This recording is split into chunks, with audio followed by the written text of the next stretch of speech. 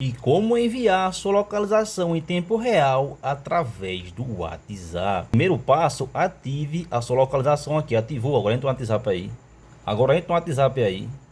Pronto, chegou aqui, clica na conversa que você quer enviar a localização, clica aí. Pronto, aqui vai aparecer a opção de câmera e essa opçãozinha aqui, clica nela aqui, ó, clicou aqui. Já vai abrir aqui algumas funções, ó. Entre elas está aqui, ó, localização, você vai clicar aqui em localização, clica aí. Pronto, clicou, já abriu aqui, clica na opção localização em tempo real, primeira opçãozinha aqui, ó, clica nela aí. Pronto, já abriu aqui, agora clica no botão verdinho para confirmar aqui, ó, clica nele aqui, ó, clicou aqui, ó.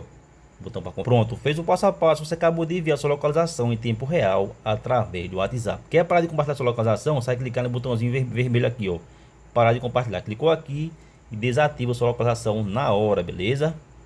É só o vídeo, compartilha para geral. Se não segue, siga e deixe seu feedback se conseguiu fazer o passo a passo. Lembrando que já tem várias dicas no perfil de